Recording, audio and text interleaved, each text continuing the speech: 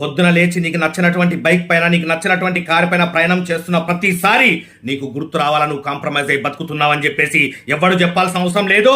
నీకు నచ్చినటువంటి అపార్ట్మెంట్ లో రెంట్ కి ఇంట్లో కిరాయికి ఉన్నప్పుడే నీకు అర్థమైపోవాలా నువ్వు కాంప్రమైజ్ అయి బతుకుతున్నట్టు నీకెవరు చెప్పాల్సిన అవసరం లేదు.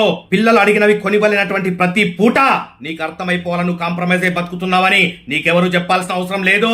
ఇంట్లో Mrs rolled gold 1 gram gold నగలేసుకొని తిరుగుతున్న ప్రతిసారి నీకు అర్థమైపోవాలా నువ్వు కాంప్రమైజ్ అయి బతుకుతున్నట్టు నీకెవరు చెప్పాల్సిన అవసరం లేదు.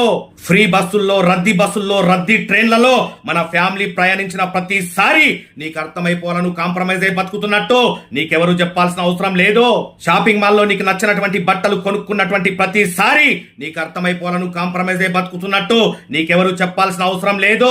వారానికి ఒక్కసారైనా సరే ఫ్యామిలీతో హోటల్ కి సినిమాకి వెళ్ళినటువంటి ప్రతి వారం నీకు గుర్తు రావాలా నువ్వు కాంప్రమైజ్ అయి బతుకుతున్నట్టు నీకెవరు చెప్పాల్సిన అవసరం లేదు. నెలకొకసారి హోటల్కి వెళ్ళినా నీకు నచ్చినటువంటి ఫుడ్ ఆర్డర్ ఇవ్వకుండా నీ పాకెట్ సపోర్ట్ చేసే ఫుడ్ ఆర్డర్ ఇచ్చిన ప్రతిసారి నీకు అర్థమైపోవాలా నువ్వు కాంప్రమైజ్ అయి బతుకుతున్నట్టు నీకెవరు చెప్పాల్సిన అవసరం లేదు. మన తాతల జనరేషన్ కాంప్రమైజ్ అయి బతికింది, మన నాన్న జనరేషన్ కాంప్రమైజ్ అయి బతికింది, మనము మన పిల్లల జనరేషన్స్ కూడా కాంప్రమైజ్ అయి బతకాలనా? ఇలా కాంప్రమైజ్ అయి బతకడానికే భూమి మీద పుట్టినామా?